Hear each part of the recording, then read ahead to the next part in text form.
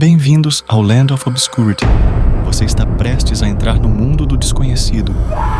Conheça agora a transmissão perdida. Aviso: este vídeo contém histórias perturbadoras. Assista por sua conta e risco. Clarice nunca foi boa em dormir. Desde criança, suas noites eram interrompidas por sonhos confusos e sensações inexplicáveis de sufocamento. Porém, tudo piorou quando completou 25 anos. Sem motivo aparente, começou a sofrer de uma insônia tão intensa que nem os medicamentos mais fortes podiam ajudar. Os médicos disseram que era ansiedade. Seus amigos sugeriram meditação. Nada funcionava. As poucas vezes em que conseguia adormecer, sentia-se presa em algo estranho, como se estivesse consciente dentro do próprio sonho. Uma noite, ao tentar mais uma vez fechar os olhos, viu algo novo, sombras se movendo no teto. Primeiro pensou que eram jogos de luz, mas as sombras pareciam se esticar e girar, formando figuras que a observavam. Clarice começou a ouvir vozes. No início, eram apenas murmúrios indistintos, como se alguém falasse atrás de uma parede. Mas, com o passar dos dias, as vozes ficaram mais claras e próximas. "Durma, apenas durma", sussurravam, com um tom que parecia ao mesmo tempo reconfortante e ameaçador. Assustada, Clarice decidiu buscar ajuda. Foi a um hipnoterapeuta, que sugeriu uma regressão para tentar descobrir o que estava por trás de seu problema. Durante a sessão, algo terrível aconteceu. Enquanto estava em transe, Clarice começou a gritar.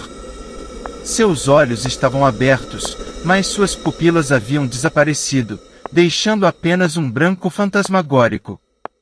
"Eles estão vindo. Eles não me deixarão sair", ela gritou, antes de desmaiar. O terapeuta, aterrorizado, cancelou todas as consultas futuras com ela. De volta a casa, Clarice começou a vasculhar tudo que pudesse explicar suas noites terríveis. Entre as caixas no sótão, encontrou um livro antigo com capa de couro preto. Não havia título, apenas uma gravura de uma lua crescente. Nas primeiras páginas, encontrou uma referência ao sono diabólico, um estado de consciência alterada onde a alma de uma pessoa ficava presa entre o mundo dos sonhos e o real. Aqueles que entram neste estado tornam-se presas de entidades conhecidas como os Vigias da Noite. Eles se alimentam do medo e, eventualmente, tomam o corpo de suas vítimas. As últimas páginas eram preenchidas com símbolos estranhos e instruções para um ritual de proteção. Naquela noite, Clarice tentou seguir as instruções do livro, desenhando os símbolos ao redor de sua cama e acendendo velas. Mas quando finalmente tentou dormir, sentiu uma presença esmagadora no quarto. Ao abrir os olhos, viu algo sentado na cadeira ao lado da cama. Era uma figura alta e magra, com olhos brilhantes e um sorriso que parecia se esticar de orelha a orelha. "Você achou que poderia me deter?", disse a criatura com uma voz grave e gutural. Clarice tentou gritar, mas sua voz não saía. Sentiu seu corpo ser puxado, como se estivesse caindo em um abismo infinito. Quando Clarice acordou, não estava mais em seu quarto. Estava em um lugar escuro e enevoado, com corredores intermináveis que pareciam mudar de forma. Vozes ecoavam ao longe, chamando por ela. "Clarice, você nunca acordará." Ela correu, mas os corredores se fechavam ao seu redor. As sombras que antes estavam no teto agora perseguiam, formando garras que tentavam agarrá-la. No fundo do labirinto, encontrou uma porta com os mesmos símbolos do livro. Lembrou-se das palavras: "Somente enfrentando o Vigia da Noite você pode escapar." Ao atravessar a porta, encontrou a criatura que havia visto no quarto, agora mais monstruosa e deformada. Ele ria enquanto sombras menores giravam ao seu redor. Você não é nada. Apenas mais uma alma perdida, zombou. Clarice, tremendo de medo, gritou. Eu não sou sua presa. Ela desenhou os símbolos do livro no chão com o próprio sangue, enquanto a criatura avançava. Quando terminou o último traço, uma luz intensa preencheu o lugar, e os gritos do vigia ecoaram até desaparecerem. Clarice acordou em sua cama, suada e ofegante. O quarto estava iluminado pela luz do dia, e o livro havia desaparecido. Por um momento, pensou que tudo havia acabado. Mas, ao olhar no espelho, viu algo que a fez gelar. Seus olhos não eram mais os mesmos. Em suas pupilas, havia uma leve sombra girando, como se algo ainda estivesse dentro dela. Clarice sabia que havia escapado, mas a que custo? Depois daquela manhã, Clarice tentou retomar sua vida, mas algo estava errado. Embora as noites agora fossem livres da insônia e das sombras, ela sentia uma constante inquietação, como se estivesse sendo observada. No trabalho, começou a notar reflexos estranhos nas telas dos computadores. Era como se algo, ou alguém, estivesse sempre à espreita. Uma sombra escura e disforme surgia por um breve momento, apenas para desaparecer quando ela piscava. Uma tarde, enquanto caminhava para casa, ouviu passos atrás de si. Virou-se, mas a rua estava vazia. Foi então que sentiu um calafrio. Ao olhar para o reflexo de uma vitrine próxima, viu a figura do vigia da noite atrás dela, sorrindo, com os mesmos olhos brilhantes que haviam a aterrorizado no sonho. Desesperada, Clarice correu até o consultório do hipnoterapeuta que havia jurado nunca mais vê-la. Implorou para que ele ajudasse a entender o que estava acontecendo. Clarice, o que aconteceu com você está além da minha compreensão. Mas vou tentar uma última vez, disse ele, hesitante. Durante o transe, ela começou a falar com uma voz que não era dela. Você pensa que fugiu, mas a porta nunca se fecha completamente. O vigia não esquece. Ele apenas espera. O terapeuta acordou imediatamente, assustado. Clarice, isso não é só um trauma. Há algo que realmente está ligado a você. Ela sabia que ele estava certo.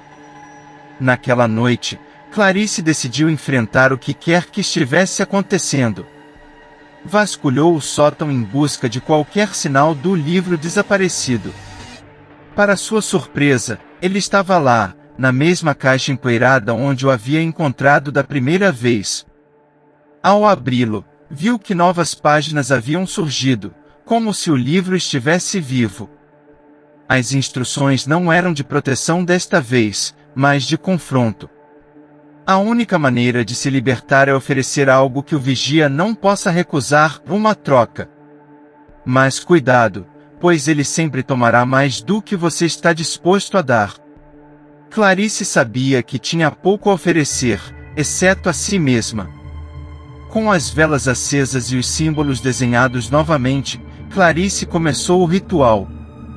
A sala ficou fria, e as sombras dançaram ao seu redor. O vigia apareceu, mais monstruoso do que nunca. Você me chama novamente, criança? Disse ele, com uma voz que fazia as paredes tremerem. Quero acabar com isso. Quero minha vida de volta.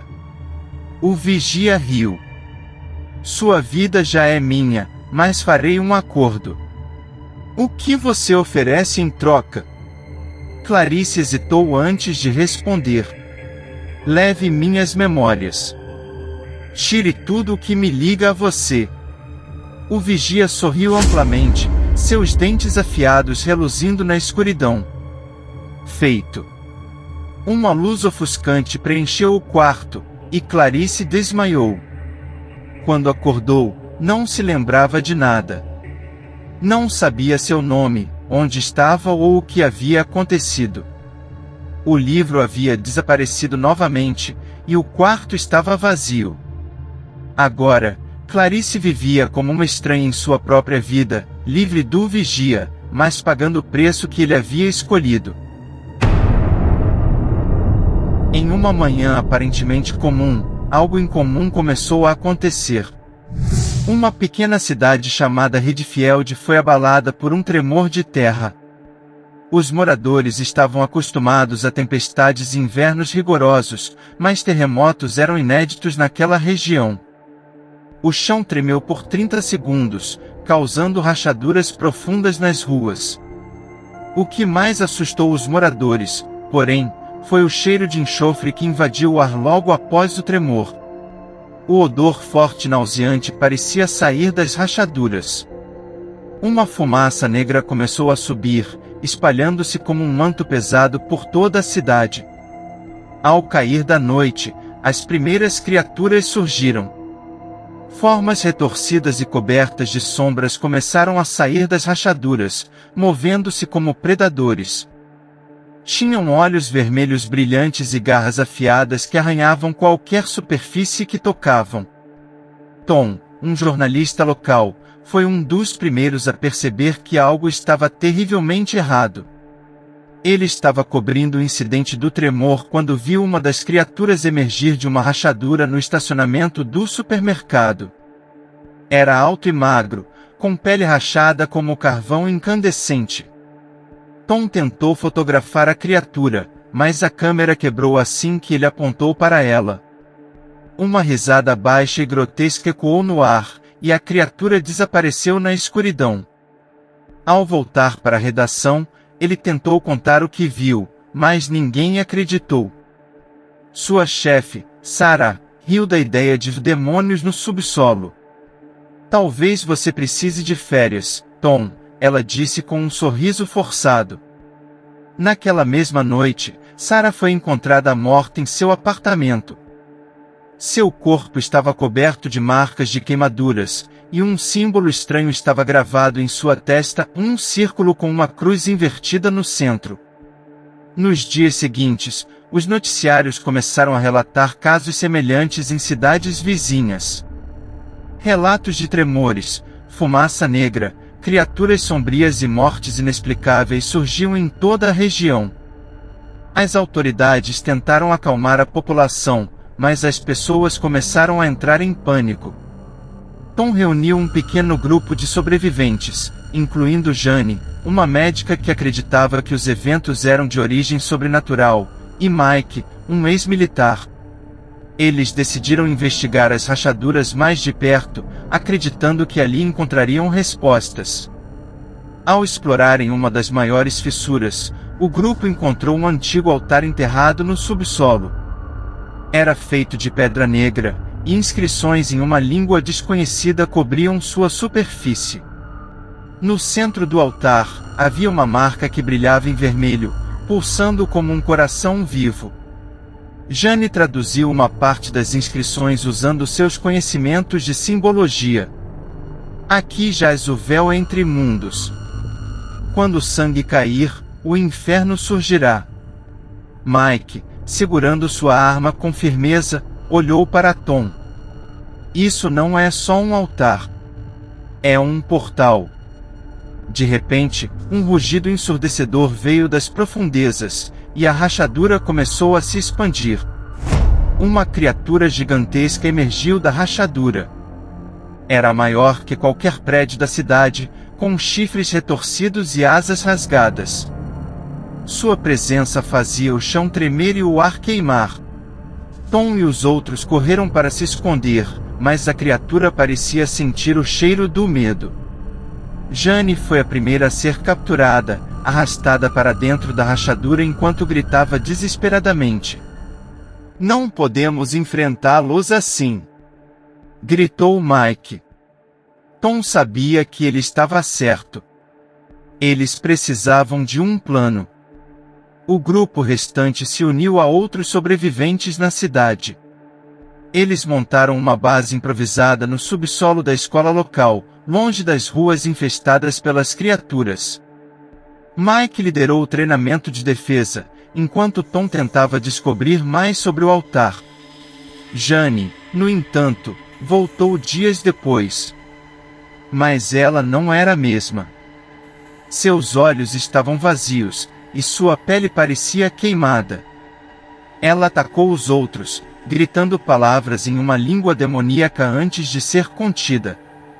Foi quando Tom percebeu: os demônios não estavam apenas matando. Eles estavam transformando os humanos em soldados do inferno. Tom e os sobreviventes decidiram que precisavam destruir o altar. Era sua única chance de fechar o portal e impedir que mais criaturas invadissem o mundo. Com explosivos improvisados, eles retornaram ao local. A fumaça e o calor eram quase insuportáveis, mas o grupo avançou. As criaturas começaram a atacar. Mike se sacrificou para segurar as hordas, dando a Tom tempo suficiente para plantar os explosivos. "Feche o portal, e acabe com isso", foram as últimas palavras de Mike. Tom ativou os explosivos e correu para longe, mas foi arrastado de volta por uma das criaturas. Ele percebeu que não escaparia, mas sorriu ao ver o altar explodir em uma chuva de pedra e fogo. Enquanto o portal fechava, as criaturas começaram a desaparecer, gritando em agonia. O chão tremeu uma última vez, e tudo ficou em silêncio. Tom foi encontrado inconsciente dias depois, perto das ruínas do altar. Ele era o único sobrevivente conhecido, mas sua mente estava fragmentada. Os relatórios oficiais culparam os eventos em Redfield a fenômenos naturais, mas os poucos que viram o que realmente aconteceu sabem que a verdade é muito mais sombria. E nas noites mais silenciosas, ainda é possível ouvir os sussurros que escapam das rachaduras esquecidas. Tom não conseguia dormir desde que acordara nas ruínas do altar. As memórias vinham em flashes, os gritos de Mike, as chamas consumindo o portal e os olhos ardentes da criatura que o arrastou para o abismo. Mas o que mais o atormentava era o silêncio que se seguiu. Os sobreviventes de Redfield estavam reconstruindo a cidade, tentando esquecer a tragédia. Porém, Tom sentia que algo estava errado. Mesmo com o portal fechado, havia uma presença sombria no ar. Uma noite, enquanto revisava suas anotações sobre o altar, Tom notou algo estranho em uma das páginas. Um símbolo que ele não se lembrava de ter desenhado estava gravado com tinta vermelha, pulsando levemente como se estivesse vivo. "A porta pode ser fechada, mas o eco permanece", dizia uma frase escrita abaixo do símbolo. Naquela mesma noite, as rachaduras começaram a reaparecer. Embora menores, ainda exalavam o mesmo cheiro de enxofre. Pequenas criaturas, sombras rastejantes, saíam delas e desapareciam rapidamente na escuridão. Tom tentou alertar os outros sobreviventes, mas ninguém queria ouvir. "Já tivemos nossa cota de horror, Tom.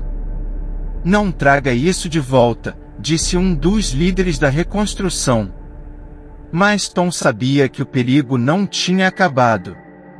Ele começou a investigar por conta própria, retornando às ruínas do altar. Ao cavar entre os escombros, encontrou uma pedra negra brilhante, semelhante ao material do altar. Quando a tocou, sentiu uma energia fria invadindo seu corpo. De repente, sua visão escureceu, e ele ouviu uma voz grave e arrastada. "Você pensa que venceu, mas o inferno nunca termina. Prepare-se, porque o verdadeiro horror está apenas começando." Tom acordou na manhã seguinte em sua casa, sem se lembrar de como havia voltado. Em sua mão, ainda segurava a pedra negra, que agora brilhava com uma intensidade assustadora. Ele percebeu que aquilo não era apenas um resquício do altar, era uma chave. Enquanto o povo de Redfield tentava reconstruir suas vidas, Tom sabia que a batalha não havia terminado. A destruição do altar pode ter fechado o portal, mas o eco do inferno ainda assombrava a terra. Tom, agora sozinho, se preparava para o que viria a seguir. Se o inferno voltar, ele pensou, desta vez, estarei pronto. Deixe seu like, inscreva-se no canal e compartilhe essa história com aqueles que acham que podem enfrentar o desconhecido.